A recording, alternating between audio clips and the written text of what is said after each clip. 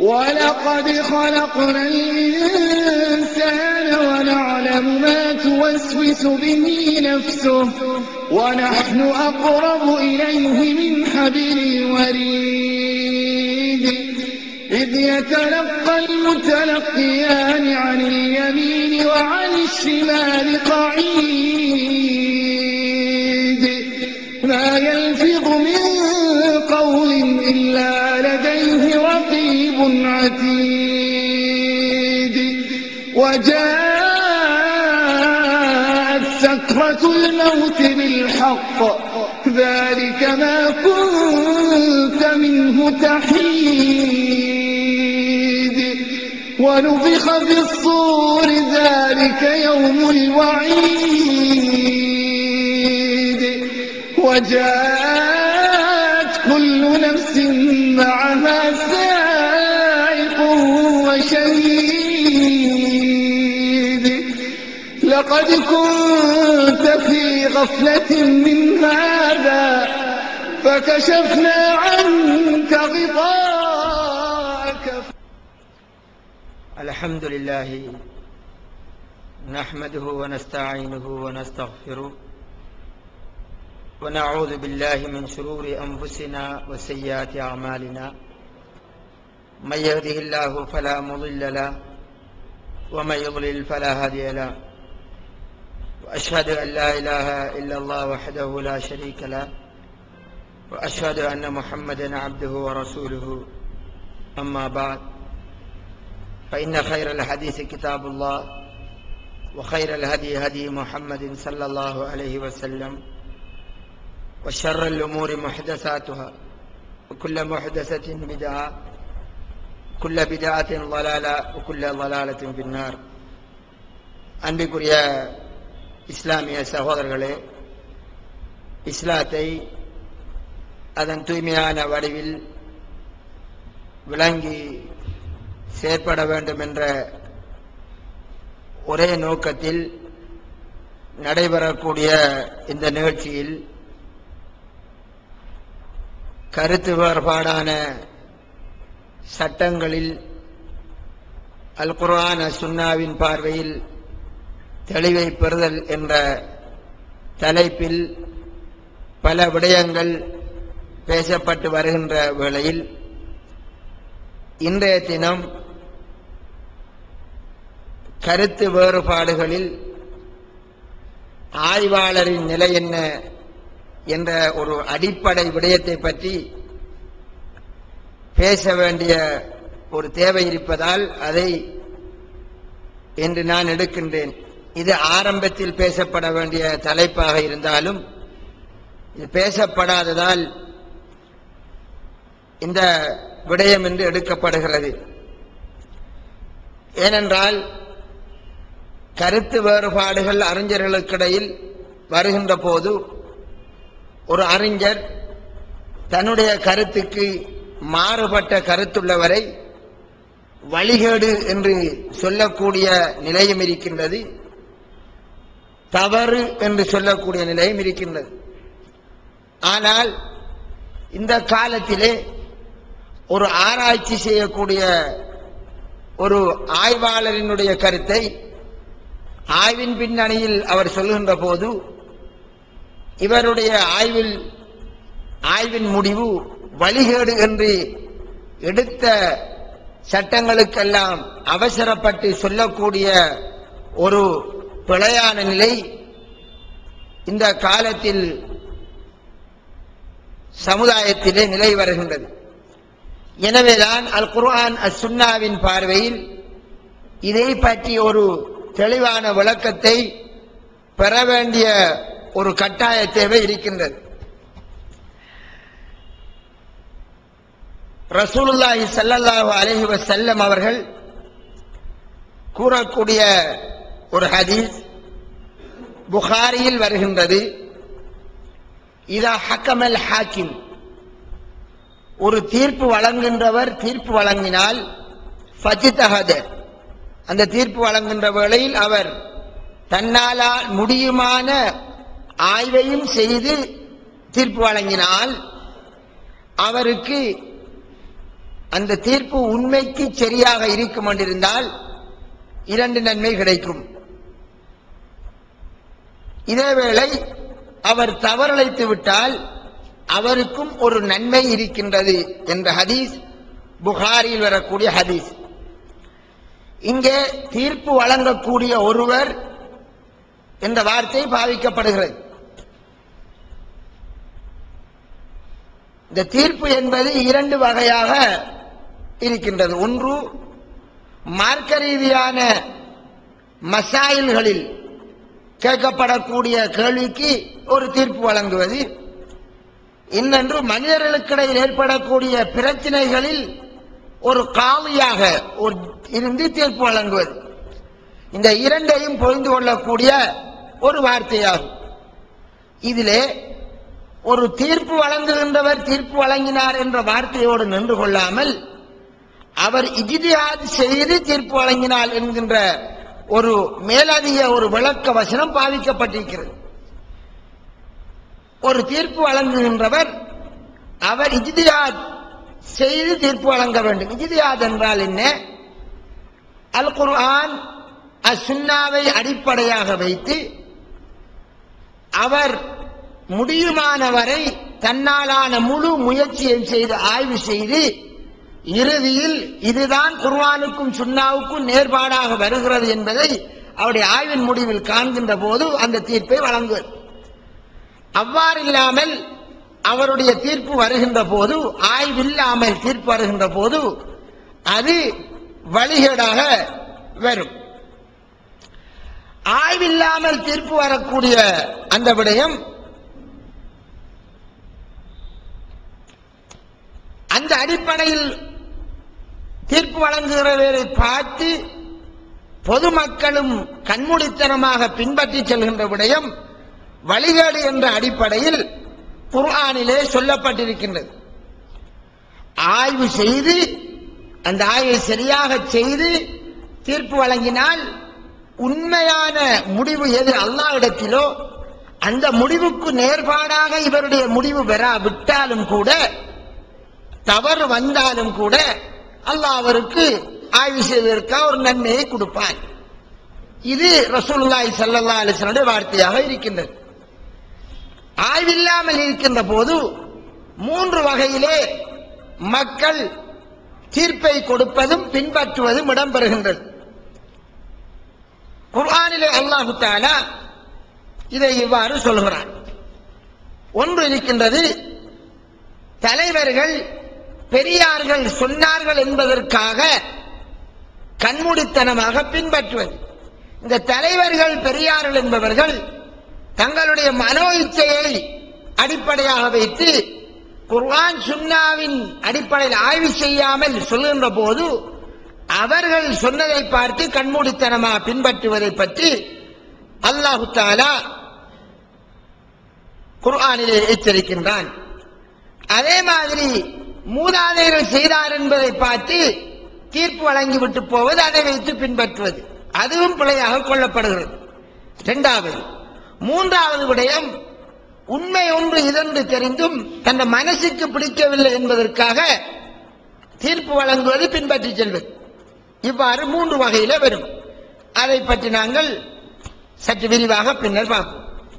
அன்பிற்குரிய சகோதரே, அந்த 3 விடயமும் வழிகேடாக அமையும். நேர்வழி உள்ளது என்ன? குர்ஆன் சுன்னாவை வைத்து ஆய்வு செய்வது. ஏனென்றால் அல்லாஹ் தஆலா பொதுவாக இடுகின்ற கட்டளை இத்தபிஉ மா உன்சில இலைக்கும் மிர் ரப்பிக்கும், உங்களுடைய ரப்பிடமிருந்து எது இறக்கி வைக்கப்பட்டதோ அதை நீங்கள் பின்பற்றுங்கள் என்று சூரத்துல் ஆராஃபிலே அல்லாஹ் தஆலா 3ஆம் வசனத்திலே சொல்கிறான். எனவே இறைவனிடமிருந்து இறக்கி வைக்கப்பட்ட வஹியை பின்பற்றுமாறு கட்டளையிடப்பட்டிருக்கிறது. அதை வைத்தே மார்க்கத்தை சொல்ல வேண்டும். அதற்கப்பால் வலா தத்தபிஉ மின் தூனிஹி அவுலியா, அதை விட்டு அவுலியாக்களை நீங்கள் பின்பற்றாதீர்கள். அவுலியா என்ற சொல் வலியுன் என்ற சொல்லினுடைய பன்மை. வலியுன் என்றால் நேசர், பொறுப்புதாரி என்ற 2 பொருள்படும். ஒன்றுக்கு பொறுப்பாளர், ஒலி. அப்ப உங்களுடைய பொறுப்புதாரிகள், அதே மாதிரி உங்களுடைய நேசர்கள், இவர்களை நீங்கள் அல்லாஹ் இறக்கி வைத்த வஹியை வைத்து விட்டு பின்பற்றாதீர்கள் என்று அல்லாஹு தஆலா சொல்கிறான். எனவே இறைவனுடைய வஹீயின் அடிப்படையில், அதாவது குர்ஆன் சுன்னா அடிப்படையில் ஆய்வு நடைபெற வேண்டும், தீர்ப்பும் அமைய வேண்டும். அப்போதுதான் அந்த ஆய்வில் தவறு வந்தாலும் அல்லாஹ் கூலியை கொடுப்பான். இது சம்பந்தமாக குர்ஆனிலே சூரத்துல் அம்பியாவிலே அல்லாஹு தஆலா தாவூத் நபி அலைஹிஸ்ஸலாம் அவர்களுடைய ஒரு சம்பவத்தை சொல்கிறான். 78ஆம் வசனத்திலே வருகிறது. இது மஸ்அலா அல்ல, கொடுக்கல் வாங்கலோடு சம்பந்தப்பட்ட ஒரு தீர்ப்பாக இருக்கின்றது. அதில் எங்களுக்கு பல படிப்பினைகளை அல்லாஹு தஆலா முன்வைக்கிறான். என்ன சொல்கிறான்? வதாவூத சுலைமான் இது யஹ்குமானி ஃபில் ஹர்ப் இத் நஃபஷத் ஃபீஹி கனமுல் கௌம் வகுன்னா லிஹுக்மிஹிம் ஷாஹிதீன் ஃபஃபஹம்னாஹா சுலைமான வகுல்லன் ஆதைனா ஹுக்மன் வஇல்மா. இதிலே ஒரு சாராருடைய ஆடு இன்னொருவருடைய காணியிலே போய் மேய்ந்து விடுகின்றது. இந்த விடயத்தில் தாவூத் அலைஹிஸ்ஸலாமும் சுலைமான் அலைஹிஸ்ஸலாம் இரண்டு பேரும் தீர்ப்பு வழங்குகிறார்கள். இந்த அல்லாஹ் தஆலா சொல்லிவிட்டு சொல்கிறான், இந்த தீர்ப்பிலே தாவூத் அலைஹிஸ்ஸலாம் அங்கே அவர் அரசராக மக்களை வழிநடத்துவதாக இருக்கிறார், சுலைமான் அலைஹிஸ்ஸலாம் அவரின் கீழ் இருக்கிறார். அல்லாஹ் என்ன சொல்கிறான்? நாம் அதனை சுலைமானுக்கே வழங்கப்படுத்தினோம், சுலைமானுக்கு அந்த தீர்ப்பிலே சரியான விளக்கத்தை கொடுத்தோம் என்ற கருத்தை சொல்கிறான். சொல்லிவிட்டு நாம் ஒவ்வொருவருக்கும் அறிவையும் ஞானத்தையும் கொடுத்தோம். இவ்வளவு தான் இந்த குர்ஆன் வசனத்திலே வரக்கூடிய விடயம். இந்த குர்ஆன் வசனத்திலே இது என்ன விடயத்தில் நடந்தது, எவ்வாறு நடந்தது என்ற சம்பவம் தெளிவாக வரவில்லை. என்றாலும் ரசூலுல்லாஹ்வுடைய ஹதீஸை எடுத்து பார்த்தாலும் இந்த தீர்ப்பும் இந்த பிரச்சனையும் இவ்வாறு தான் நடந்தது என்று தெளிவான சஹீஹான ஹதீஸும் இல்லை. மாறாக சில இப்னு அப்பாஸ் ரலியல்லாஹு அன்ஹு தொட்டும் சில அறிவிப்புகள் வருகின்றது. பொதுவாக அறிஞர்கள் இது சம்பந்தமான தாபீன்களைச் சேர்ந்த சில அறிஞர்கள் இது சம்பந்தமான சில விடயங்களை சொல்லுகிறார்கள். நபியலாரிடமிருந்து நேரடியாக வராததால் எந்த ஒரு சம்பவத்தையும் இது உண்மையிலே ரசூலுல்லாஹ் சொன்னது என்று முடிவாக சொல்ல முடியாது. குறிப்பாக இப்னு அப்பாஸ் ரலியல்லாஹு அன்ஹு அவர்கள் என்ன செய்தார்கள் என்றால், நபியலார் இறந்ததற்கு பின்னர் இறக்கின்ற போது அவருக்கு வயது 13. பெரும்பாலான அறிஞர் தீர்ப்பின்படி அவர்கள் என்ன செய்வார்கள் என்றால், காபுல் அஹ்பார் வஹப் இப்னு முனப்பஹ் என்ற இரண்டு கிறிஸ்திய மதகுருமார்கள் இஸ்லாத்தை ஏற்றுக்கொண்டவர்கள், அவர்கள் தாபீன்கள். இரண்டு பேரும் என்ன செய்வார்கள் என்றால், அதிகமாக தௌராத் இஞ்சிலிலே கண்ட விடயங்களை மதகுருமாராக இருந்து தௌராத்திலே நாங்கள் இப்படி பார்த்தோம், இஞ்சிலிலே இப்படி பார்த்தோம் என்று அடிக்கடி சொல்வார்கள். இவ்வாறான விடயங்களை, அந்த தௌராத் இஞ்சிலில் இருந்து திருப்பப்பட்ட விடயங்களை கூட இப்னு அப்பாஸ் ரலியல்லாஹு அவர்கள் எடுத்து சொல்லக்கூடியவராக இருந்தார்கள்.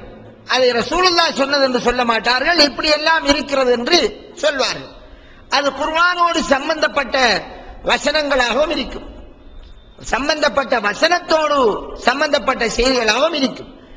அதனால் இப்னு அப்பாஸ் ரலியல்லாஹு அவர்களை தொட்டும் தௌராத் இஞ்சிலிலே இருந்து எடுத்துச் சொல்லப்பட்ட செய்திகள், அந்த செய்திகளுக்கு ஹதீஸ் கலையிலே இஸ்ராயிலியாத் என்று சொல்வது. அந்த இஸ்ராயிலியாத்தான செய்திகள் இப்னு அப்பாஸ் ரலியல்லாஹு அன்ஹு தொட்டும் கூட ரிவாயத் செய்யப்பட்டிருக்கிறது. அதனால் இது போன்ற சம்பவங்கள் நபியலார் சொன்னார்கள் என்று தெளிவாக சொல்லாதவரை ரசூலுல்லாஹ் சொன்னதாக எடுத்துக்கொள்ளாமல், அந்த சஹாபாக்கள் முன்வந்த, குறிப்பாக தௌராத் இஞ்சிலில் உள்ள விடயங்களையும் எடுத்துச் சொன்ன சஹாபாக்கள் மூலமாக இது போன்ற செய்திகள் வரும் என்றிருந்தால் அது இஸ்ராயிலியத்தான செய்தி என்றே அதை விட்டுவிட வேண்டும். அதை ஏற்றுக்கொள்ளக்கூடாது, அதை மறுப்பதற்கும் இல்லை. எப்போது மறுப்பது என்றால், குர்ஆனுக்கும் ஹதீஸுக்கும் முரண்பாடாக இஸ்ராயிலியத்தான செய்தி வந்தால் மறுத்து விடுவது. குர்ஆனுக்கும் ஹதீஸுக்கும் முரண்பாடு இல்லாமல், நேர்பாடும் இல்லை முரண்பாடும் இல்லை, ஏதோ ஒரு விஷயம் வருகிறது என்றால் அல்லாஹு ஆலம் என்று சொல்லிவிடுவது. நபி ஸல்லல்லாஹு அலைஹி வஸல்லம் அவர்கள் சொன்னார்கள், வஹத்திது அன் பனி இஸ்ராயில் லா ஹரஜ், பனி இஸ்ராயிலை தொட்டு நீங்கள் எடுத்து சொல்லுங்கள், குற்றமில்லை என்று சொன்னார்கள். எனவே அன்பிற்குரிய சகோதரர், இங்கே இந்த குர்ஆன் வசனத்தோடு சம்பந்தப்பட நபிகளார் ஒரு தெளிவான சம்பவத்தை சொல்லவில்லை. வரக்கூடிய விளக்கத்திலே தான் இப்னு அப்பாஸை தொட்டும் அதே மாதிரி இப்னு மசூதை தொட்டும் எல்லாம் இவ்வாறு விளக்கம் வருகிறது. என்னவென்றால், அதாவது பேரித்தன் தோட்டம், அதிலே ஒரு சாராருடைய ஒருவருடைய ஆடுகள் வந்து மேய்ந்து விட்ட போது தாவூது நபியிடம் தீர்ப்பு கேட்டு போனார்கள். அவருடைய தீர்ப்பு எப்படி இருந்ததாம்?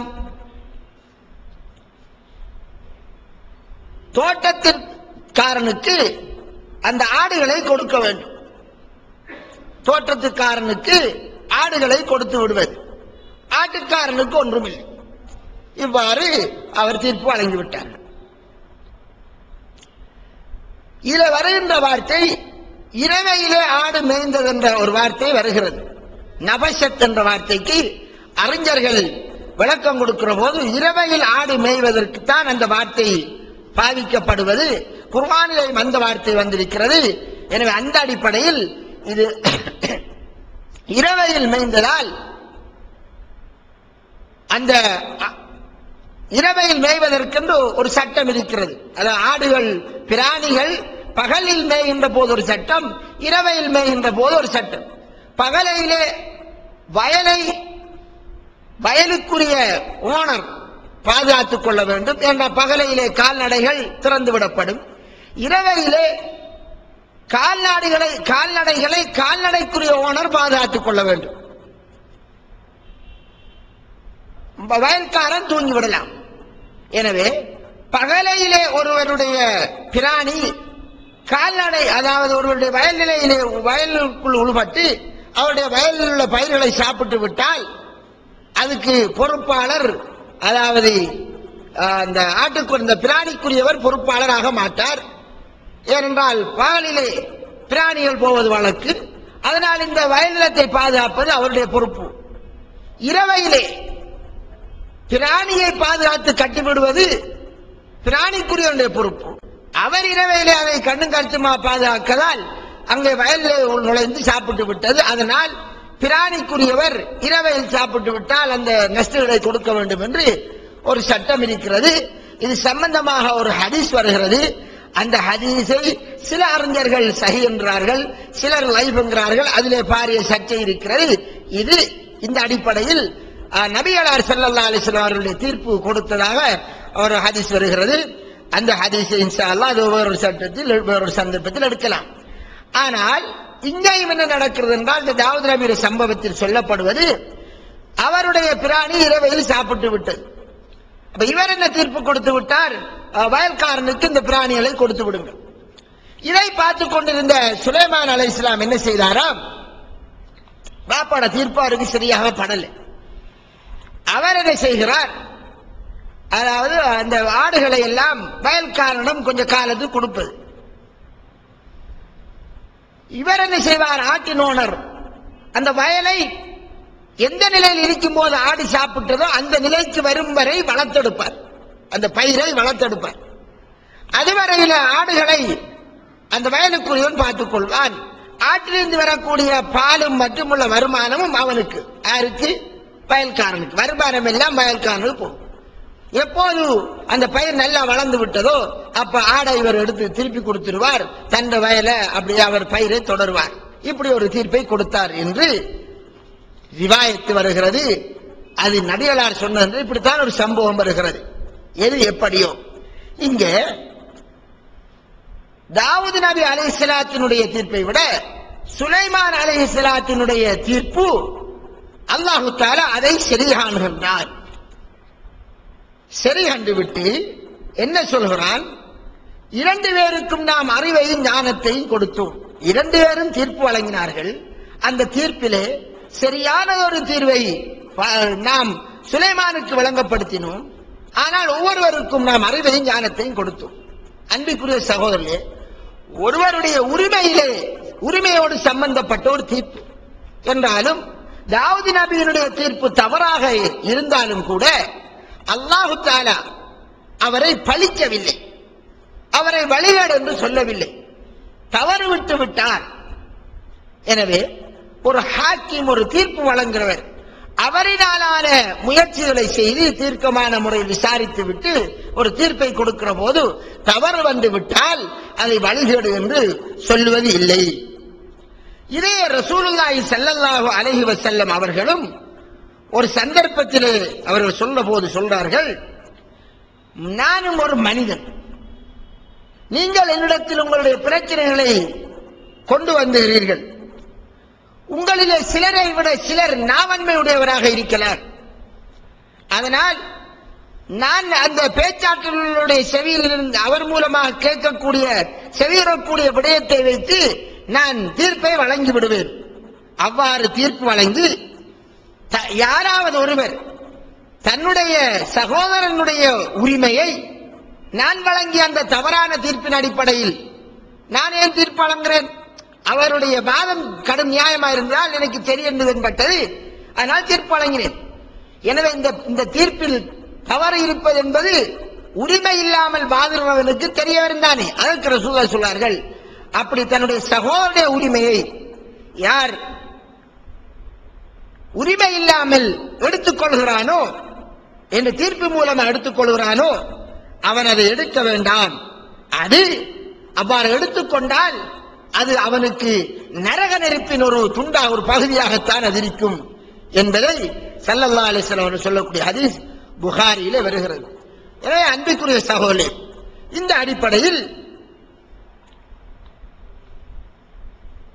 இது ஒரு உரிமையோடு சம்பந்தப்பட்ட பிரச்சனையா இருந்தாலும் ஒரு காவி மார்க்க தீர்ப்பு இருக்கட்டும் அல்லது இரு நபருடைய பிரச்சனை இருக்கட்டும், அதிலே அவராலான முயற்சிகளை, சாட்சியங்களை கேட்பது, விசாரிப்பது, அதில் சில நேரம் போலீஸ் சாட்சியினர் உண்மை சாட்சிகள் மாதிரி வரலாம், அவராலான முயற்சியை செய்து தீர்ப்பை வழங்கினால் அந்த தீர்ப்பில் தவறு வந்தால் முடிவு செய்தவர் குற்றவாளி அல்ல, அல்லாஹு தஆலா அவரை பொருந்திக் கொள்வான்.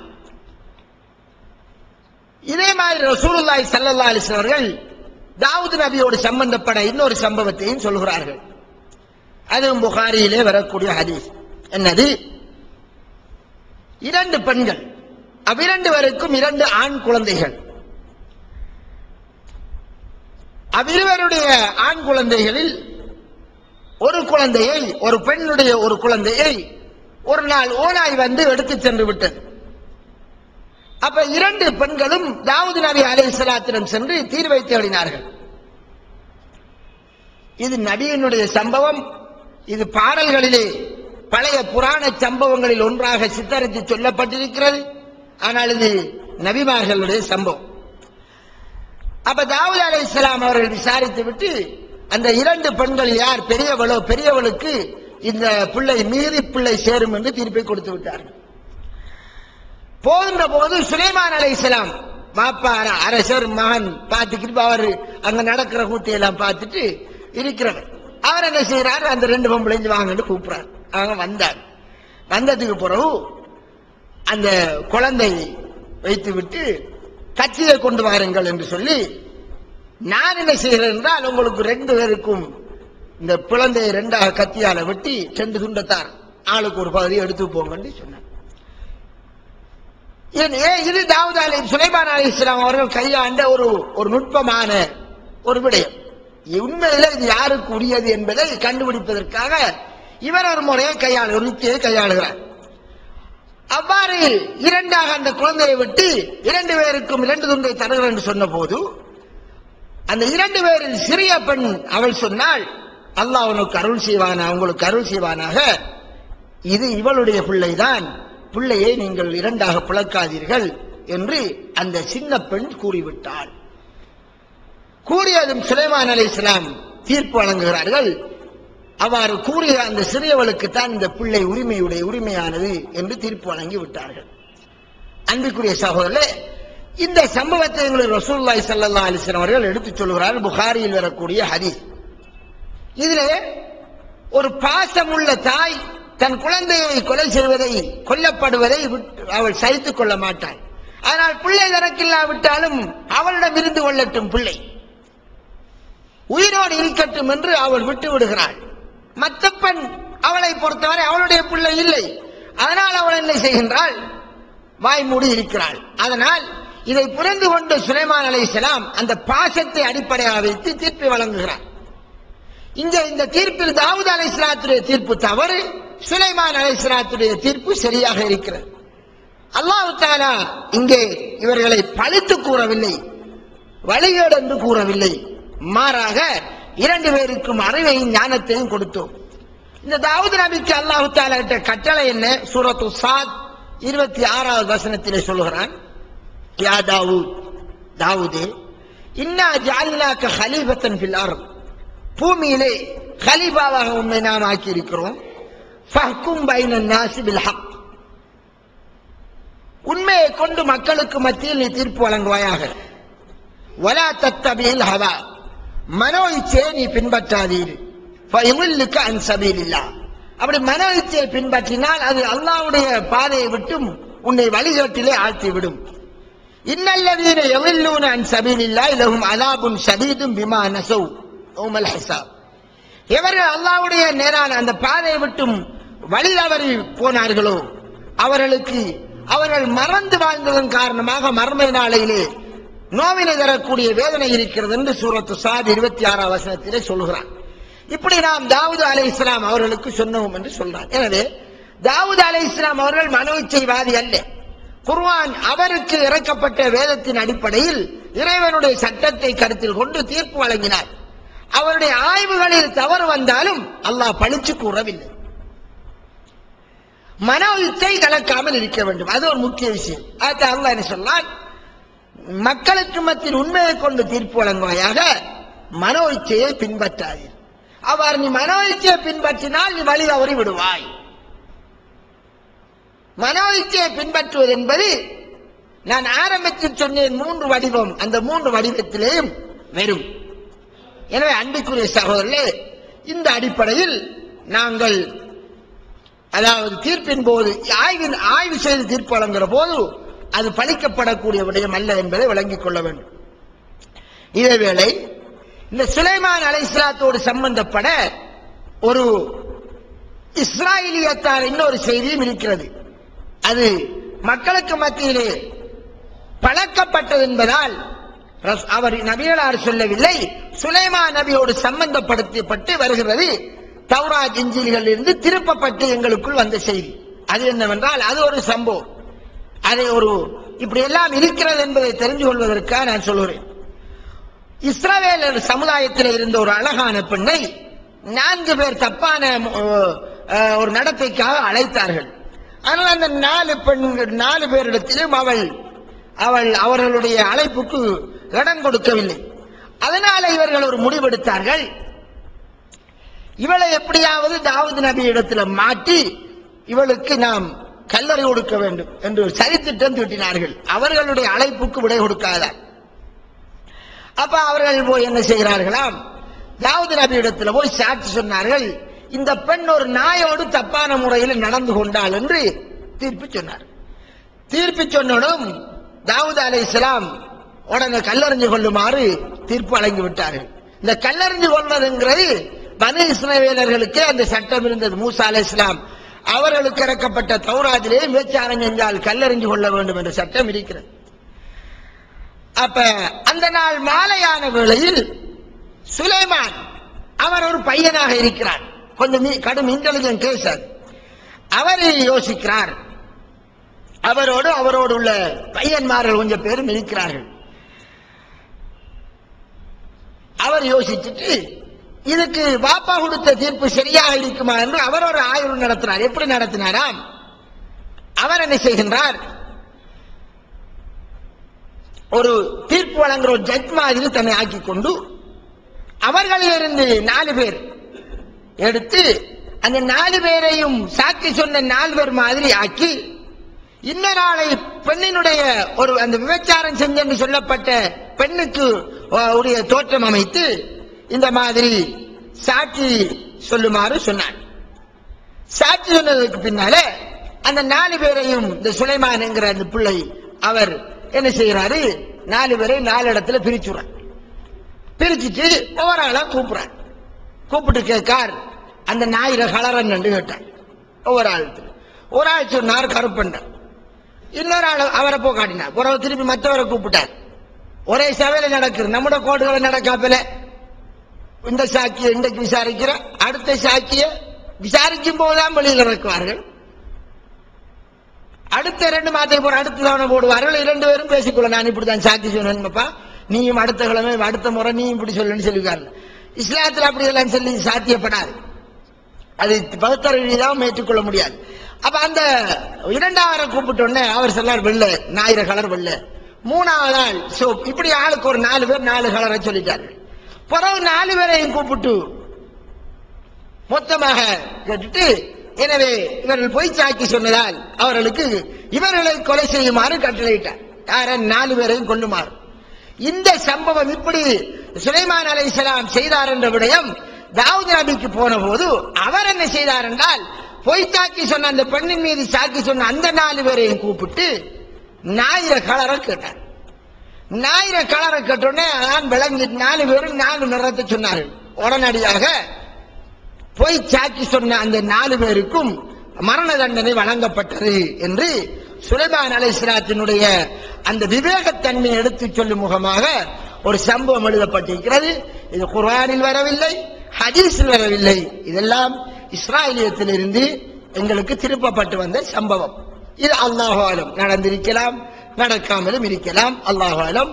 இது குர்ஆன் சுன்னாவுக்கு முரண்பாடான செய்தி ஒன்று அல்ல. அன்பிற்குரிய சகோதரர்களே, எனவே இவ்வாறு தீர்ப்பு வழங்குற போது மார்க்க ரீதியான சர்ச்சைகள் தீர்ப்பு வழங்குவதென்றிருந்தாலும் அங்கே ஆய்வு செய்து தீர்ப்பு வழங்கக்கூடிய சில விடயங்கள் இருக்கிறது. சில விடயங்கள் ஆய்வு செய்ய வேண்டிய தேவையில்லை. எது ஆய்வு செய்ய தேவையில்லை? குர்ஆனிலோ ஹதீஸிலோ நேரடியாக சில விடயம் வந்திருக்கு. அல்லாஹ் தஆலா செத்த பிராணியை உங்களுக்கு ஹராமாக்கி விட்டான் என்று சொல்லுகிறான்.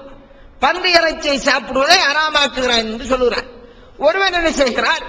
அல்லாஹ் தெளிவாக வேதத்தில் இறக்கி வச்சிருக்கிற போது அதை விட்டுவிட்டு ஆய்வு செய்துவிட்டு பன்றி இறைச்சி ஹராமாக்கப்பட்டிருந்தாலும் அது ஹராம் என்றதற்குரிய காரணம் வர நீங்கள் சாப்பிடலாம் என்று அவர் அல்லாஹ்வுடைய வேத வசனத்தை அப்படியே நேரடியாக வந்து தள்ளி வைத்து விட்டு சொன்னால் அது வழிகேடாகும். ஆய்வு செய்வதற்கான விடயமாக இருக்க வேண்டும். நேரடியாக திட்ட தெளிவாக வராதே.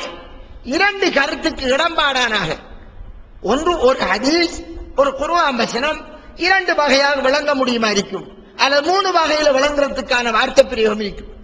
அல்லது 2 ஹதீஸ்கள் ஒன்றுக்கொண்டு முரண்பாடாக வரலாம், அல்லது 2 குர்ஆன் வசனங்கள் வெளிப்படையில் ஒன்றுக்கொண்டு முரண்பாடு போல் தென்படலாம், அல்லது குர்ஆன் வசனமும் ஹதீஸும் வெளிப்படையில் ஒன்றுக்கொண்டு முரண்பாடு போன்று தென்படலாம், அல்லது ஒரு ஹதீஸ் சஹீஹா லைவா என்பதில் அது சிலர் லைவ் என்றும் சிலர் சஹீஹ் என்றும் சொல்லலாம். இப்படி விளக்கத்தில் 2 விளக்கம் வழங்குவதற்கு வாய்ப்பான விடயங்கள் இருக்கிறது. அல்ல 2 முரண்பட்ட செய்திகள் வருகின்றதில் 2 விளக்கம் பெற வாய்ப்பு இருக்கிறது. அல்லது ஒரு ஹதீஸ் ஆதாரபூர்வமானது ஆதாரம் இல்லையா என்று முடிவெடுக்கிறதில் அங்கேயும் 2 தரப்பு அப்படிங்கிறது சந்தர்ப்பம் இருக்கிறது. இவ்வாறான விடயங்களில் ஆய்வு செய்கின்ற போது அந்த ஆய்வில் அவர் மனோச்சியை பின்பற்றாமல், தன்னுடைய மூதாதையர் வழி என்ற முறையை பின்பற்றாமல், தன்னுடைய பெரியார்கள் செய்தல் சென்றார் என்பதற்கு பின்பற்றாமல் அல்லாஹ்வுக்கு பயந்து உண்மைக்குண்மை அவர் ஆய்வு செய்து அவர் தீர்ப்பு வழங்கினால் அவரும் இந்த நிலையிலே ஆகுவார். எனவேதான் ரசூலுல்லாஹி ஸல்லல்லாஹு அலைஹி வஸல்லம் அவர்கள் சொல்கிறார்கள், இது புகாரில் வரக்கூடிய ஹதீஸ், தன்னுடைய கடைசி வசியத்திலே ஒரு வார்த்தையை சொன்னார்கள், ஃபல்யுபல்லிகு ஷாஹிதுல் காயிப். இது ஹஜ்ஜத்துல் வதாவிலே சொன்ன விடயம். இங்கே வந்திருக்கக்கூடியவர் வராதவருக்கு எத்தி வைக்கட்டும் என்று சொல்லிவிட்டு சொல்கிறார்கள், ஃபருப்ப முபல்லகின் அவ் ஆ மின் சாமிஇன். எத்தனையோ எத்தி வைக்கப்படுகின்றவர் செவியுற்றவரை விட விளக்கம் உள்ளவராய் இருப்பார். அதாவது நேரடியாக கேட்பவரை விடவும், நேரடியாக கேட்டவர் யாரிடத்தில் போய் எத்தி வைப்பாரோ அவர் கேட்டவரை விட, எத்தி வைக்கப்பட்டவர் நேரடியாக கேட்டவரை விட சொல்லப்பட்ட செய்தியை கொஞ்சம் நல்லா வழங்கக்கூடியவர் இருப்பார். எனவே என்னுடைய வார்த்தையை நான் சொன்ன அதே வார்த்தையை நீங்கள் மற்றவருக்கு போய் சொல்லுங்கள். மற்றவர் உங்களை விடவும் வழங்க வாய்ப்பிருக்கிறது. எல்லோரும் அல்ல, டோட்டலாக எல்லோரும் அல்ல, சிலர் வழங்க வாய்ப்பிருக்கிறது. இங்கே ரசூலுல்லாஹ் பாவித்த வார்த்தை ருப்ப முபல்லகின் என்ற வார்த்தை. இந்த வார்த்தைக்கு சில தவறான மொழிபெயர்ப்பு சில சமகால அறிஞர்களால் சொல்லப்படுகிறது. ருப்ப என்ற வார்த்தை பாவிப்பது குறைவான எண்ணிக்கைக்கு சொல்வது. ருப்ப வலதின் சில குழந்தைகள், சிலது என்று சொல்வதற்கு சொல்வது. அதை சிலர் அதிகம் என்கிற மொழிபெயர்ப்பு சொல்லிவிட்டார்கள்.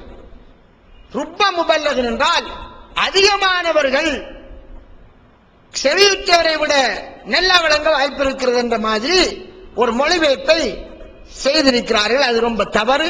அரபிய இலக்கணத்தில் அகராதியில் அந்த கருத்து கிடையாது, நாம பார்த்த வரை கிடையாது. எனவே ரசூலுல்லாஹ்வுடைய சபையிலே ஒரு விடயத்தை 10 பேர் கேட்கிறார்கள். கேட்டுக்கு இருக்கிற போது 10 பேரும் ஒரே ஸ்தானத்தில் ஒரே விளக்கசாலை இருக்க மாட்டார்கள். அபூபக்கர், உமர் மற்றும் பல சஹாபாக்கள் இருப்பார்கள். அதிலே ஒருவரை விட ஒருவர் கொஞ்சம் விளக்கம் குறைஞ்சவர் இருப்பார். விளக்கம் குறைஞ்ச ஒரு சஹாபி அவர் ஒரு வகையில் விளங்கிவிட்டு அவர் இல்லாத ஒருவருக்கு, அந்த சபை இல்லாத ஒருவருக்கு எத்தி வைப்பார்.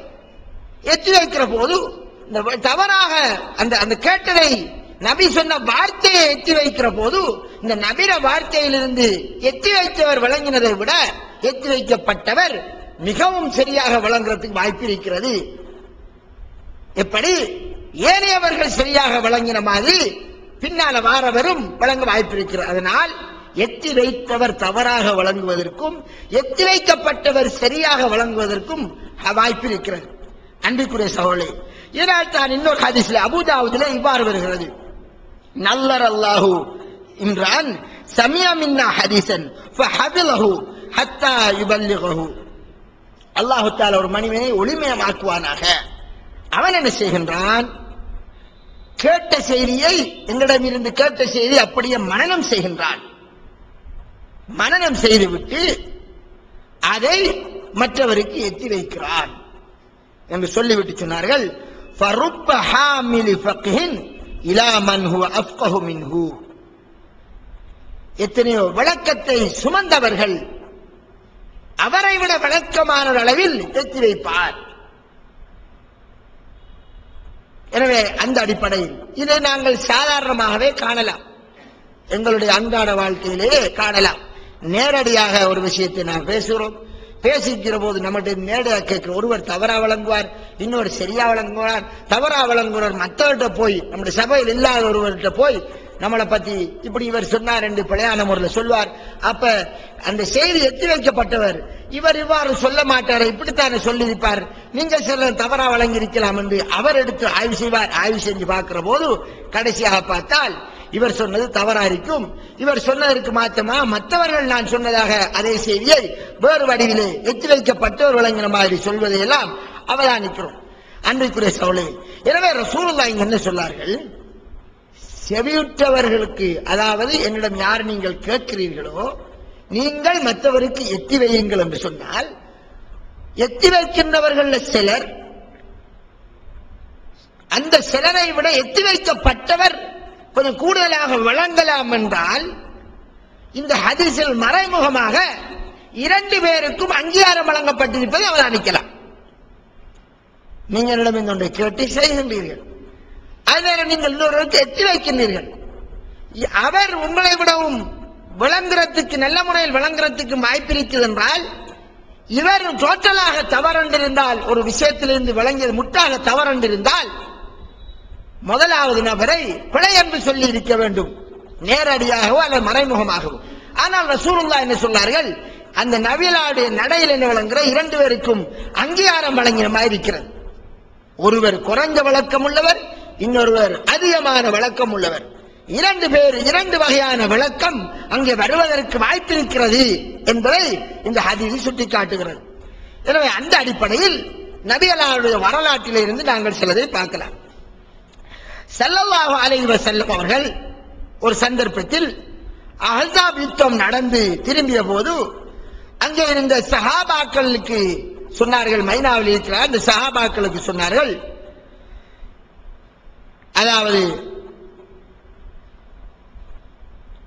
அசருடைய தொழுகையை உங்களில் எவரும் பனி குறைவாவிலே அன்று தொழ வேண்டாம் என்று சொல்லிவிட்டார்கள்.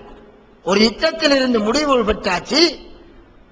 முடிவு பெற்றிருக்கிற போது அல்லாஹ்வுடைய கட்டளை மீண்டும் வருகிறது, அடுத்த யுத்தத்திற்காக தயாராகுமாறு.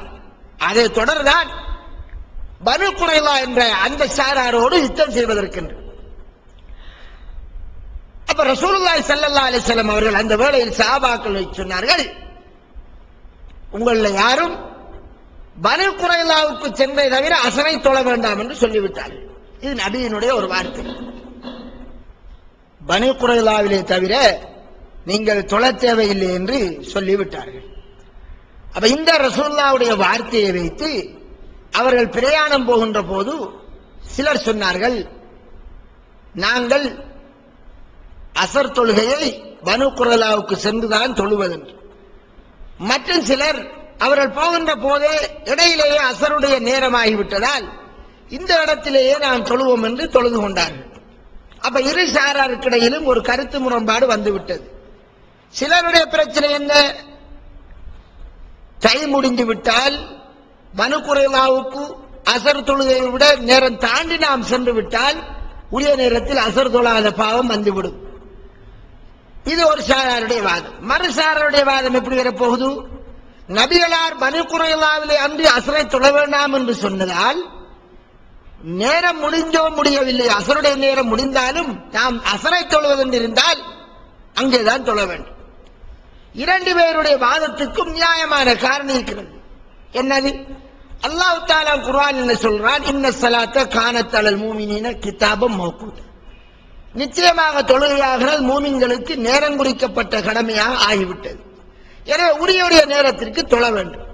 எனவே அசருடைய தொழுகையை மகரிபுடைய நேரத்தில் தொழ முடியாது, அசருடைய நேரம் முடிவதற்கு தொழ வேண்டும். எனவே உரிய நேரம் தொழுகைக்குரிய நேரம் வந்து விட்டால் உரிய நேரத்தில் தொழ வேண்டும் என்ற அடிப்படையில் ஒரு சாராரும், மற்ற சாரார் நபிகளாருடைய அந்த அசரை நீங்கள் பனு குறைலாவிலே தவிர தொழ வேண்டாம் என்ற அந்த வார்த்தையை வைத்து மற்ற சாராரும் இரண்டாக பிரிந்து கொண்டார்கள். இதிலே இரண்டு பேரும் சர்ச்சைப்பட்டு ரசூலுல்லாஹி ஸல்லல்லாஹு அலைஹி வஸல்லம் வந்து அவர்கள் ரெண்டு பேரும் தொழுதாலும் ரெண்டு பேரும் ஒன்றா போய் விஷயத்தை முடித்து விட்டு பின்னர் ரசூலுல்லாஹ்விடம் வந்த போது அவர்கள் இந்த விடயத்தை சொன்ன போது நபிகளார் அவ்விருவரில் யாரையும் கடிந்து கொள்ளவில்லை, எவரையும் பழிக்கவில்லை, நீங்க கொலை செஞ்சு விட்டு சொல்லவில்லை. அன்பிற்குரிய சகோதரர்களே, ஏனென்றால் இரு சாராரும் நபிகளாருடைய அல்லாஹ்வினுடைய வாசகங்களை வைத்து செயற்பட்டதால் ஒரு சாரார் இவ்வாறு வழங்க வாய்ப்பிருக்கிற, இன்னொரு சாரார் இவ்வாறு வழங்க வாய்ப்பிருக்கு. இரண்டு விளக்கத்துக்கும் அங்கே இடம் இருந்ததால், இரண்டு விளக்கத்துக்கும் இடம் இருந்ததால் அங்கே அல்லாஹ் ரசூலுடைய வார்த்தைகள் தான் அங்கே முன்னுக்கு இருந்ததால் பழிக்கவில்லை இதற்கு. எனவே இந்த அடிப்படையில் குர்ஆன் சுன்னாவிலிருந்து இரண்டுக்கும் இடம் இருக்கின்ற போது அல்லாஹ் தஆலாவே அது ஆய்வின் அடிப்படையில் வருகின்ற போது தவறு வந்தாலும் நன்மை கொடுப்பான் என்பதால் தவறு வருகின்ற போது அதை பார்த்து வழிகேடு என்று சொல்ல முடியாது. வழிகேடு என்று சொன்னால் அது நரகத்துக்குரிய இடமாக அமையும். எனவே இவ்வாறு நாங்கள் சொல்ல போது சில கேள்விகள் வரும். என்னது, அப்படி என்றால் மற்ற உலமாக்களும் ஆய்வு செஞ்சுதானே சொன்னார்கள், அவர்களும் ஆய்வு செய்துதானே முன்வைக்கிறார்கள் விடயங்களை, எனவே அவர்களை நாங்கள் வழிகாடு என்று எப்படி சொல்வது என்று கேள்வி வரலாம். அன்பிற்குரிய சகோதரர்களே, ஆய்வு என்பது அல்லாஹ் ரசூல் சொன்ன வார்த்தையில் இருந்து இருக்க வேண்டும். இரண்டாவது, நான் முன் சொன்ன மூன்று விடயங்கள் அங்கு கலந்திருக்க கூடாது. மூதாதையரை பின்பற்று, பெரியார்கள் சொன்னார் என்பதற்காக கண்மூடித்தனமா பின்பற்று, மனோ இச்சை என்பது கலந்திருக்க. இவைகள் வருகின்ற போது அல்லாஹ் தஆலா வழிகேடு என்று சொல்கிறான். உதாரணமாக சூரத்து நிசாவிலே 115வது வசனத்தில் இங்கே பாருங்கள், وَمَنْ يُشَاقِقِ الرَّسُولَ مِنْ بَعْدِ مَا تَبَيَّنَ لَهُ الْهُدَى, தனக்கு நேர்வழி இன்னதென்று தெரிந்ததற்கு பின்னரும் யாரு ரசூலுக்கு முரண்பட்டு செய்கிறானோ, மூமின்கள் செல்கின்ற மூமின்களுடைய பாதையை பின்பற்றாமல் போகிறான். மூமின்களுடைய பாதை என்றால் அது என்ன என்பதை சூரத்துல் அஹ்ஸாப் 36ஆம் வசனம் சொல்கிறது. அதை சொல்கிறேன். இவ்வாறு யார் போவானோ, அல்லாஹ் நேர்வழி என்னதென்று தெரிகிறது. குர்ஆனிலே ஹதீஸிலே இதுதான் நேர்வழி என்று தெளிவாக வந்திருக்க, அதை விட்டு சென்றால் நுவல்லிஹி மாத்தவல்லா, அவன் போகின்ற பக்கத்திலே அவனை திருப்பி ஒனுஸ்லிஹி ஜஹன்னம், அவனை நரகலோகத்திலே கொண்டு போய் சேர்த்துருவோம் என்று அல்லாஹ் சொல்றான். ரசூலுல்லாஹ் இவ்வாறுதான் செஞ்சிருக்கிறார் என்று திட்ட தெளிவாக இருக்க, அப்படியே அதை தள்ளி வைத்து விட்டு போனால் அது நரகத்துக்குரிய வழியாகும். மூமினுடைய வழி என்ன தெரியுமா? மூமின்களுடைய வழி என்றால், சிலர் இந்த வசனத்திற்கு மூமின்களுடைய பாதை என்றால் ஊரில் பெரும்பான்மையான இருக்கக்கூடிய முஸ்லிம்கள் செல்கின்ற பாதை என்று தங்களுடைய ஊருக்கு ஏற்ற மாதிரி மார்க்கத்தில் ஹதீஸ் திருப்பி விடுகிறார்கள். மெஜாரிட்டியை பின்பற்றணும். பாருங்கள், ஊர் உலகத்தில் எப்படி முஸ்லிம்கள் அந்த வழியில போகணும். அந்த வழியில போகணும் என்றிருந்தால் நேர்வழி இன்னது என்று ரசூலுல்லாஹ் காட்ட வேண்டிய ஒரு தேவை கிடையாது. குர்ஆனிலே மூமின்கள் எப்படி நடப்பார்கள் என்று என்ன சொல்கிறது என்றால், சூரத்துல் அஹ்ஸாபிலே வமா கான லிமுமினின் வலா முமினத்தின், எந்த ஒரு மூமினான ஆணுக்கோ பெண்ணுக்கோ அனுமதி இல்லை. அல்லாஹ்வும் ரசூலும் ஒரு முடிவை சொல்லிவிட்டால் அதிலே தங்களுக்கென்று ஒரு சுய விருப்பத்தை அவர்கள் எடுத்துக்கொள்வது. எனவே அவ்வாறு அல்லாஹ்வுக்கும் ரசூலுக்கும் யாரு மாறு செய்கிறாரோ அவர் மிக தெளிவான வழிகேட்டிலே அவர் ஆகிவிட்டார் என்று அல்லாஹ் சொல்றார். அல்லாஹ்வும் ரசூலும் ஒரு முடிவை சொல்லிவிட்டால் அந்த வழியிலே போவதுதான் மூமினான ஆண் பெண் போக வேண்டிய முறை. அல்லாஹ்வும் ரசூலும் ஒன்றை காட்டியிருக்க, மூமின்கள் இவ்வாறுதான் கடப்ப நடைமுறைப்படுத்துவார் என்பது இருக்க, அதற்கு மாற்றமாக அல்லாஹ்வுக்கும் ரசூலுக்கும் மாறு செய்தால் அவர் மிக தெளிவான வழிகேட்டில் இருக்கிறார் என்று அல்லாஹ் தெளிவாக சூரத்துல் அஹ்ஸாபிலே சொல்றார். மிக தெளிவான வழிகேட்டில் அவர் வழிகட்டு விட்டான்னு சொன்னார். ரசூலுல்லாஹ் இவ்வாறு செஞ்சிருக்கான் தெளிவாக இருக்கிறது ஒரு மார்க்க விஷயம். அது சின்ன விடயமா இருக்கட்டும், பெரிய விடயமா இருக்கட்டும். அதனால்தான் அபூ மூஸா அல்-அஷ்அரி ரலியல்லாஹு அன்ஹு அவர்கள் புகாரில் வரக்கூடிய ஒரு விடயம், அப்துல்லாஹ் பின் மஸ்ஊத் ரலியல்லாஹு இந்த ரெண்டு பேரும் இருக்கிற போது சொத்து பிரிவினையோடு சம்பந்தப்பட்ட ஒரு பிரச்சனை வந்தது. ஒருவருக்கு ஒரு மகளும் சகோதரியும் மகன் மகளும் இருக்கிற நிலையில மௌத்தா போயிட்டார். மகளும், அதாவது எனக்கு ஒரு மகள், எனக்கு ஒரு சகோதரி, இந்த மகனுக்கு ஒரு மகள் நிலையில மௌத்தா போயிட்டோம். இந்த நிலையில மௌத்தாகி போனோன்னு இந்த மகன் மகள்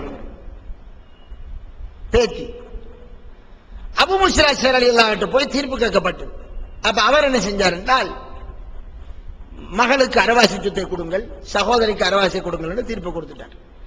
இதை கேள்வியை கேட்ட நபர் திருப்பி அப்துல்லாஹ் பின் மஸ்ஊத் ரலியல்லாஹு அன்ஹு போய் தீர்ப்பு கேட்டார். தீர்ப்பு கேட்ட அவர் சொன்னார், அந்த மாதிரி நான் தீர்ப்பு கொடுத்தால் நான் வழிகட்டு விட்டேன் என்றார். யாரு? அப்துல்லாஹ் பின் மஸ்ஊத் ரலியல்லாஹு அன்ஹு. நான் ரசூலுல்லாஹ் கொடுத்த தீர்ப்பை வழங்குகிறேன். மகளுக்கு அரவாசி, மொத்த சொத்தை 3/2 பிரித்து அந்த 3/2 அரவாசியை கழித்தால் எது மிகுதியாகுமோ அதை அந்த மகன் மகளுக்கு கொடுத்து விட்டு மிகுதியை 3/1 சகோதரிக்கு கொடுங்கள் என்று தீர்ப்பை வழங்கினார். வழங்குற போது அவர் என்ன சொல்றார் என்றால், அபூ மூஸா அல்-அஷ்அரி கொடுத்த தீர்ப்பை நான் கொடுத்தால் நான் வழிகட்டு விட்டேன். பக்கத்தில் வளர்த்து இதன் இதை போய் திருப்பி அந்த நபர் அபூ மூஸா அல்-அஷ்அரி போய் திருப்பி அந்த சப்ஜெக்டை சொன்னார். அதை கேட்டு விட்டு அபூ மூஸா அல்-அஷ்அரி என்ன சொன்னாரு, இந்த அப்துல்லாஹ் பின் மஸ்ஊத் உங்களுக்கு மத்தியில் இருக்கும் வரையில் என்னிடத்தில் தீர்ப்பு கேட்டு வராதீர்கள். அந்த அறிவாளி, அந்த அறிஞர் இருக்கும் வரையில என்னிடத்தில் வராதீர்கள் என்று அவர் அழகா சொன்னார். அவங்க பயந்த அல்லாஹ் பயந்தவர்கள். ஆனா நாம தவறாக பிழையான முறையில் நம்ம தீர்ப்பு வந்துட்டு இப்படி பின்னுக்கானார்கள். தீர்ப்பு சொல்றதுக்கு இப்ப கொஞ்சம் இல்ல, மௌலைமார்கள் தீர்ப்பு தேவையும் இல்ல. சும்மா சாதாரணமா சும்மா புகாரி ஹதீஸ் கிரந்தத்தில் ஒரு மொழிபெயர்ப்பு பார்த்தாலே பெரிய எல்லாரும் முஃப்தி ஆகக்கூடிய ஒரு காலத்தில் இருந்து கிடைக்கும்.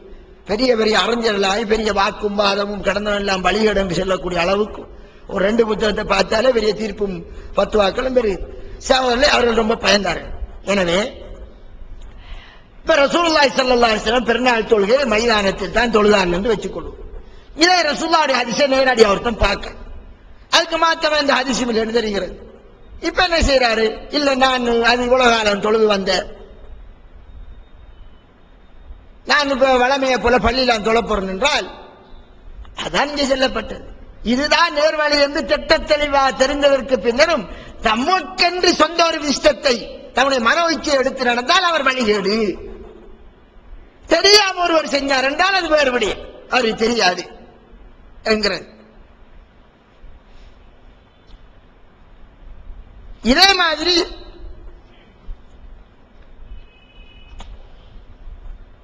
அடுத்த விடயம் தான் வஹிக்கு மாற்றமாக மூதாதையர் செய்தால் அவர்களை பின்பற்றி நடப்பேன் என்று சொல்லுவார். அதையும் அல்லாஹ் தஆலா சூரத்துல் பக்ராவிலே பல இடங்களில் படித்து கூறினார். ஒரு வசனம் சூரத்துல் பக்ரா 170 என்று சொன்னார், அல்லாஹ் இறக்கி வைத்ததை பின்பற்றுங்கள் என்று இவர்களுக்கு சொல்லப்பட்டால் அவர்கள் சொன்னார், இல்லை, எங்களுடைய வாப்பா எங்களுடைய மூதாதையர்கள் நாங்கள் எப்படி கண்டோமோ அதைத்தான் பின்பற்றுவோம் என்று சொன்னார்கள்.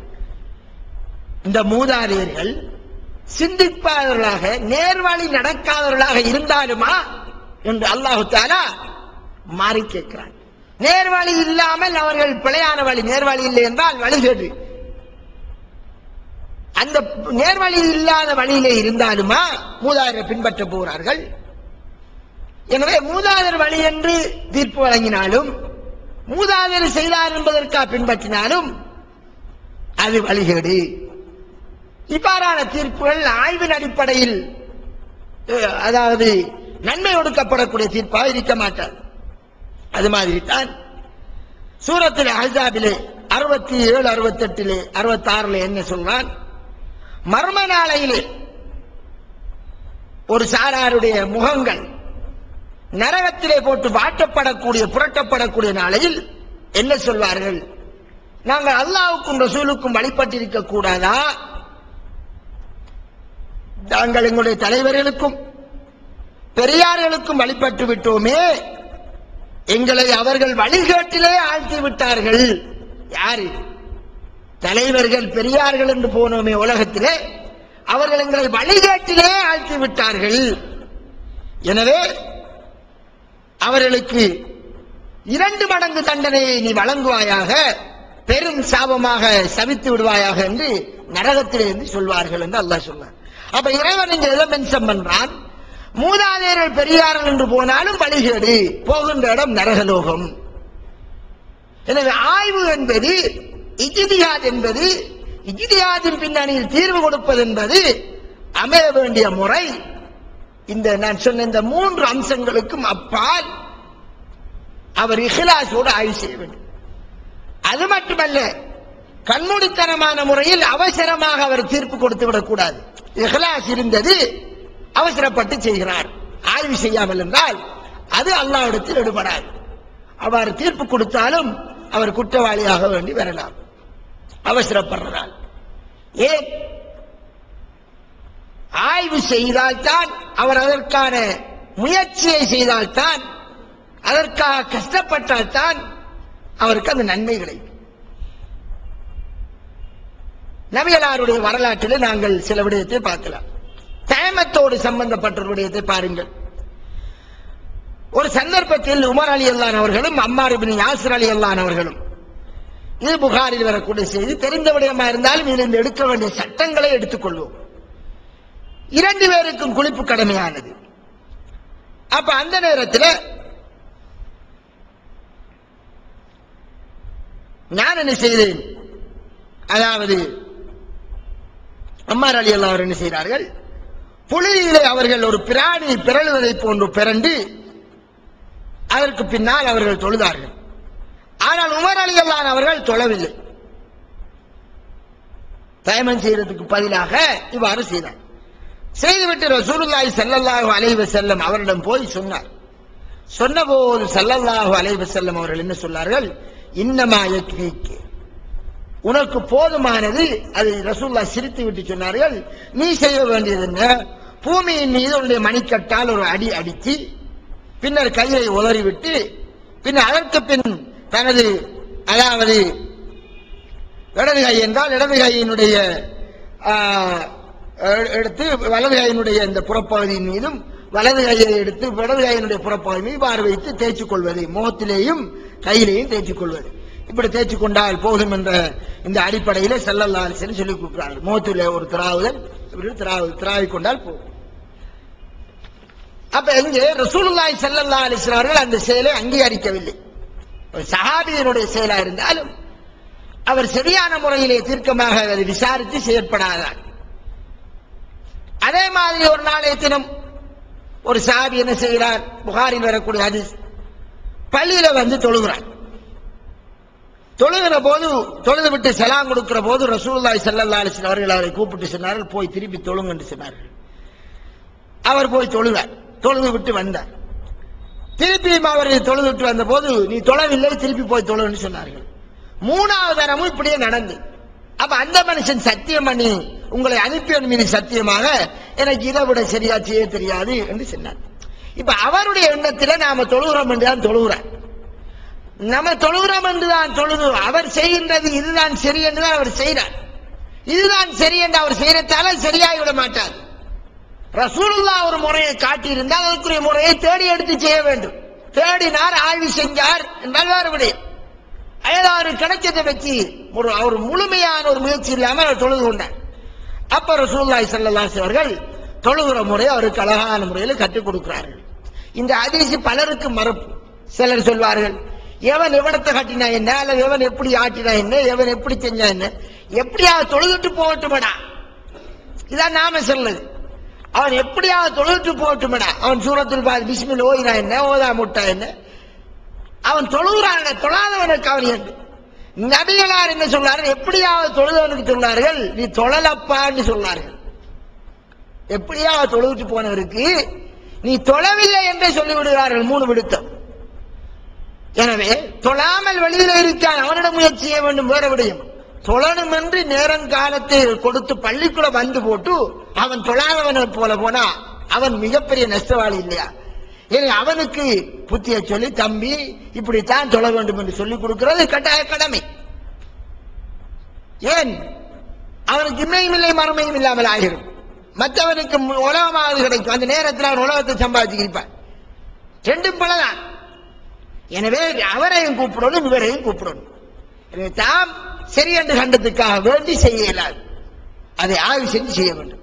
அடுத்ததாக ஆய்வு செய்யறதில் இன்னொரு விடயம் இருக்கிறது. வணக்க வழிபாடுகளிலே ஒருவர் இஜ்திஹாத் செய்து வணக்கத்தொண்டை உருவாக்க முடியாது. அதை ரசூலுல்லாஹி ஸல்லல்லாஹு அலைஹி சொன்னார்கள். ஒரு வணக்க வழிபாடை தன்னுடைய சிந்தனையிலே ஒருவர் இது நல்லதாக இருக்கும் என்று அவர் ஒரு முடிவை எடுத்து செய்துவிட முடியாது. இது சம்பந்தமாக நாங்கள் முஸ்லிமிலே, புகாரியிலே மற்றும் கிரந்தங்கள் எல்லாத்திலேயும் அதிகமான சம்பவங்களை நாங்கள் காணலாம். உதாரணத்துக்கு ஒன்றை மட்டும் இந்த சந்தர்ப்பத்தை சொல்லிக் கொள்கிறேன். தெரிஞ்ச விடயம் குறிக்கப்பட்ட தலைப்போடு சம்பந்தப்படுகிறது. அன்பிற்குரிய சகோதரர்களே, என்னது ரசூலுல்லாஹி ஸல்லல்லாஹு அலைஹி வஸல்லம் மனைவி ஆயிஷாவிடம் வந்து சில சஹாபாக்கள் வந்து நபிகளுடைய வணக்க வழிபாடை பத்தி கேட்டார்கள். எப்படி ரசூலுல்லாஹ்ங்கற ரகசிய வணக்கம் எல்லாம் இப்படி செஞ்சாங்க, இரவையில செய்யறது மனைவிமாருக்கு தானே தெரியும். அப்போதான் ரசூலுல்லாஹ்வுடைய வணக்க வழிபாடை எல்லாம் சொன்னதுக்கு பின்னால அந்த 3 பேர்ல ஒருவர் சொன்னாரு, நான் இனிமேல் பெண்களிடம் போகவே மாட்டேன் என்றார். மற்றவர் நான் பாலெல்லாம் நோன்பு பிடிக்க போறேன், இறைச்சியும் திங்க மாட்டேன் என்றார். இன்னொருவர் நான் தூங்கவே மாட்டேன், இரவெல்லாம் நின்று வணங்க போறேன் என்றார். இதை கேள்விப்பட்ட போது ரசூலுல்லாஹி ஸல்லல்லாஹு அலைஹி வஸல்லம் அவர்கள் பள்ளி வாயிலுக்கு வந்து என்ன சொன்னார்கள், இன்னார் இவர்களுக்கு என்ன நடந்தது, இவர்கள் இவ்வாறு சொல்லுகிறார்கள், இவர்களுக்கு என்ன நடந்தது, நான் தொழுகிறேன், தூங்குகிறேன், நோன்பு பிடிக்கிறேன், நான் நோன்பு பிடிக்காமல் இருக்கிறேன், மனைவியோடு நாங்கள் குடும்ப வாழ்க்கை நடத்துகிறேன் என்று சொல்லிவிட்டு, எனவே என்னுடைய இந்த வழிமுறையை யார் புறக்கணித்தான் அவன் என்னை சார்ந்தவன் அல்ல என்று ரசூலுல்லாஹ் தள்ளி எறிந்து விட்டார்கள். அப்ப நபிகளார் இப்படித்தான் வணங்கினார்கள், இப்படித்தான் நோன்பு பிடித்தார்கள் என்று ஒரு முறை ஒன்றை காட்டியிருக்க, நான் காலமெல்லாம் வணங்க போறேன், காலமெல்லாம் இபாதத் செய்ய போறேன் என்று அவருக்கு நன்மை கிடைக்கும் என்றால் அப்படி நன்மை கிடையாது. ரசூலுல்லாஹ் என்ன சொல்றார், அவர் என்னை சார்ந்தவர் அல்ல, என்னுடைய வழிமுறைக்கு அப்பாற்பட்டவர் என்று ரசூலுல்லாஹ் தள்ளி தூக்கி போடுகிறார்கள். அவருடைய நோம்பாலேயோ வணக்கத்தாலேயோ நன்மை கிடைக்க மாட்டாது. எனவே ஆய்வு என்பது கண்மூடித்தனமா எல்லாம் உருவாக முடியாது. ரசூலுல்லாஹ்வுடைய வழிகாட்டலின் பின்னணியிலே தான் அது உருவாக வேண்டும். நபிகளார் இப்படித்தான் ஒன்றை செய்ய வேண்டும் என்று சொல்லியிருந்தால் அந்த முறையில தான் தொலை செய்ய வேண்டும். ஹஜ்ஜுடைய விடயத்தில் சொன்னார்கள், ஹுது அன்னி மனாசிக்கக்கும், உங்களுடைய ஹஜ்ஜுடைய வணக்கத்தை என்னிடமிருந்து நீங்கள் எடுத்துக் கொள்ளுங்கள், அதாவது நான் செய்யற மாதிரி ஹஜ்ஜை செய்யுங்கள் சொன்னார்கள். எனவே இந்த ஹஜ்ஜி முகவர்கள் எப்படியோ அவர்கள் ஹஜ்ஜி செய்யறாரு, எங்களை ஹஜ்ஜிக்கு தார கூட்டிக்கு போறாங்க, அவங்க சரியாத்தார செய்யறாங்க கண்ணை பொத்திக்கு ஏஜென்ட்ஸ்காரனும் ஏஜென்ட்ஸோட சேர்ந்த காசி மௌலிமார்களும் சொல்லிக் கொடுக்கறதுக்கு ஏற்ப கண்ணை பொத்திக்கு செஞ்சு போட்டு வந்தாங்க என்றால் அவர்கள் ஹஜ்ஜி செஞ்சு ஹஜ்ஜி செய்யவில்லை. 6 லட்சம் ரூபாய் லுஸ்ட். கொண்டாட்டி புருஷன் கூட போனால் 6-7 லட்சம் 8 லட்சம் லுஸ்ட் ஆகும். போனதும் வந்ததும் தான் பிரயோசனம். ஏன் ரசூலுல்லாஹ் இப்படித்தான் என்ற ஒரு முறையை காட்டியிருந்தால் அப்படி செஞ்சால்தான் அது வணக்கமாக அமையும். ஆனால் உண்மையிலே அந்த அந்த ஹஜ்ஜுடைய விடயத்தை எடுத்து பார்த்தால் நிறைய பிழைகள் நடக்கிறது. இன்ஷா அல்லாஹ் இந்த ஹாஜிகளுக்கு என்று, அதாவது குறிப்பா சிலர்கள் ஒரு நிகழ்ச்சி செய்ய ஒன்று என்று சொன்னதுக்காக ஒரு நிகழ்ச்சி ஒன்று இன்ஷா அல்லாஹ் நடைபெறும். அன்பிக்குரிய சகோதரர்களே, இதே மாதிரி குர்ஆனிலே அல்லாஹ் தஆலா என்ன சொன்னார்? அல்லாஹ்வுக்கு வழிபடுங்கள், ரசூலுக்கு வழிபடுங்கள், உங்களுடைய அமீர்களுக்கு வழிபடுங்கள். உங்களுக்கு கட்டளையிடக்கூடிய அமீர்மார்கள், அதாவது இஸ்லாமிய ஒரு ஆட்சியாளர் இருந்து ஆட்சியாளர்கள் இருந்த அந்த ஆட்சியாளரின் கீழ் உள்ள கவர்னர்கள் இருந்தால் அவர்களுக்கு வழிபடுங்கள் என்று கட்டளை. அதை சொல்லிவிட்டு என்ன சொல்கிறான்? எனவே உங்களுக்கு சர்ச்சை வந்து விட்டால் தீர்ப்பு எங்க தேடி போக வேண்டும் என்று இருந்தால் அல்லாஹ் தஆலா என்ன சொல்றான்? சூரத்து நிசாவிலே என்ன சொல்கிறான்? தீர்ப்பை தேடி போகின்ற போது அல்லாஹ் ரசூலும் என்ன சொன்னான் என்று அதனால நீங்கள் தீர்ப்பை தேடி போங்கள் என்று சொல்கிறான். அப்ப அமீர் சொல்லுறால் வழிபட வேண்டும். ரசூலுல்லாஹ் சொல்றார், வமன் அஸா அமீரி ஃபகத் அஸானி, யார் என்னுடைய அமீருக்கு மாறு செய்கிறாரோ அவர் எனக்கு மாறு செய்து விட்டார் என்று ரசூலுல்லாஹ் சொல்கிறார்கள். அதே நேரம் அந்த அமீர் செய்வதிலே சர்ச்சை வந்து விட்டால் அல்லாஹ் ரசூல் என்ன சொன்னாரோ அதனாலவே நில்லுங்கள் என்று ரசூலுல்லாஹ் சொன்னார்கள். அங்கேயும் ஒரு அமீர் தானே, அவர் கண்ணப்பத்திக்கு செல்லார் தானே, அல்லது சரியாத்தாரை செல்லார் என்று நாம் அவர் செல்லத்துக்கெல்லாம் ஆமா போட்டு போகலாது. அல்லாஹ் ரசூலும் சொன்னதற்குத்தான் வழிபட வேண்டும் என்பதை எங்களுக்கு இந்த சம்பவம் சொல்கிறது. புகாரில் வரக்கூடிய சம்பவம் என்ன சொல்கிறது? ரசூலுல்லாஹி ஸல்லல்லாஹு அலைஹி வஸல்லம் படை அனுப்பினார்கள். அதற்கு அன்சாரிகளை சேர்ந்த ஒருவரை அமீர் ஆக்கினார்கள். அப்ப அவர் சொன்னார், நீங்கள் ரசூலுல்லாஹ் சொன்னார்கள் இந்த அமீருக்கு வழிபடுங்கள் என்று கட்டளையிட்டார்கள். இந்த வேளையில இந்த அமீருக்கு இந்த அந்த படையோடனோட கோபம் வந்து விட்டது ஏதோ ஒரு விடயத்தில். அப்ப இவர் கேட்டாரு, நபிகளார் உங்களுக்கு சொல்லவில்லையா, எனக்கு வழிபட வேண்டும் என்று சொல்லவில்லையா என்று கேட்டார்கள். ஆம் என்று சொன்னார்கள். அப்படி என்றால் நான் சொல்வதை செய்ய வேண்டும். ஏனென்றால் விறகுகளை ஒன்று சேர்த்து நெருப்பை மூட்டுங்கள், பின்னர் அதற்குள்ளே நுழைந்து விடுங்கள் என்று சொன்னார்.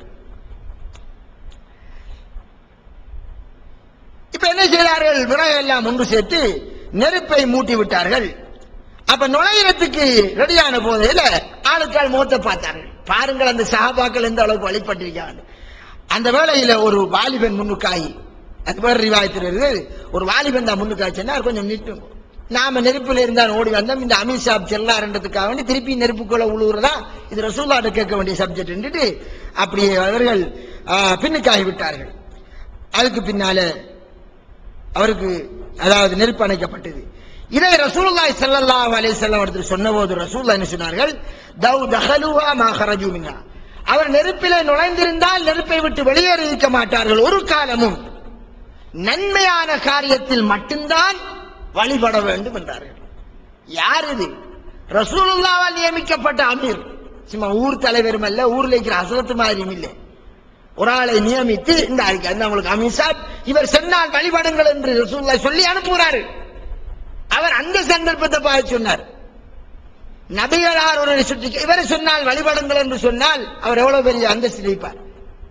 எனவே அவர் சொல்லுகிறார் இருந்தாலும் அல்லாஹ்வும் ரசூலும் சொன்னதற்கு நேர்பாடா இருக்க வேண்டும். எனவே இதிலே பின்பற்றுகின்றவர்களுக்கும் தீர்ப்பு சொல்லுகிற இரண்டு சாராருக்கும் இதிலே இந்த சப்ஜெக்ட் அதாவது பொருத்தமா அமையும் நினைக்கிறேன். தீர்ப்பு செல்கின்றவர்கள், ஆய்வு செய்கின்றவர்கள் குர்ஆன் சுன்னா அடிப்படையில் ஆய்வு செய்ய வேண்டும், ஆய்வுடைய நிபந்தனைகளோடு. பின்பற்றுகிறவர்கள் குர்ஆன் சுன்னாவின் அடிப்படையில் தான் இவருடைய ஆய்வு இருக்கிறதா அல்லது மனோயிச்சப்படியில் ஆய்வு செய்கிறாரா என்பதை தீர்க்கமாக விசாரித்து அவர்கள் அதிலே முடிவை தேடிக்கொள்ள வேண்டும். அதிலேயும் சர்ச்சை வந்துவிட்டால் அல்லாஹ் ரசூலுடைய தீர்ப்பு என்ன என்று பார்த்து பின்பற்றி போக வேண்டும். அப்போதுதான் நாங்கள் நேர்வழி பெறுவோம். எனவே அன்புக்குரிய சகோதரர்களே, ஆய்வு செய்து உண்மையிலே குர்ஆன் சுன்னாவை வைத்து ஆய்வு செய்து ஒருவர் மனோ இச்சை கலக்காமல் ஊரோலகம் பார்க்காமல் இறைவனுடைய சட்டத்தை தூய்மையா வைப்போம் என்று சொல்லி ஆய்வு செய்து முன்வைக்கிறார். அதிலே தவறு வந்தாலும் அது வழிகேடு அல்ல, அந்த தவறுக்கும் அல்லாஹ் கூலி கொடுப்பான். ஆனால் எங்களுக்கு தெளிவாக தென்படுகிறது, அந்த ஆய்வு செஞ்சவர் தவறு செய்து விட்டார் என்று தெரிந்தால் நாம் அந்த தவறை அவர் ஆய்வு செய்தார் தானே என்று பின்பற்றக்கூடாது. ஏன்? நமக்கு தெரிகிறது அவர் தவறு என்று. அவர் தவறு என்று தெரிந்தும் நாம் அந்த ஆய்வாளரை நாம் பின்பற்றினால் அப்போது நாங்கள் வழிகேட்டிலே போயிடுவோம். ஏன்?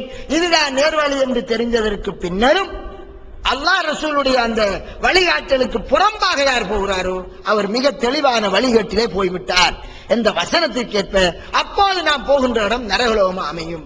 எனவே ஒரு ஆய்வாளர் அந்த அடிப்படையில் தான் இமாம் ஷாஃபி இமாம் ஆய்வு செய்தார், சுபஹுல் குனூத் இருக்கின்ற கருத்தை அவர் சொல்லிவிட்டார். இமாம் அகமது ஆய்வு செய்துவிட்டு பார்க்கிறார், சுபஹுல் குனூத் ஓதினது அது ஆதாரமற்ற செய்தி என்று இனம் கண்டார். அதனால் தன்னுடைய ஆசிரியர் ஒரு ஆய்வாளர் தானே என்று அவரை பின்பற்றவில்லை.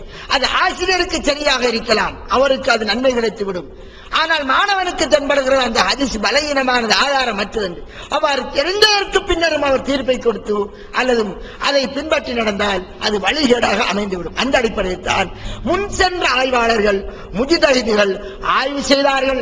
ஆய்வு செய்தவர்கள் ஆய்வு செய்தால் அவர்களுடைய ஆய்வு அவர்களோடு.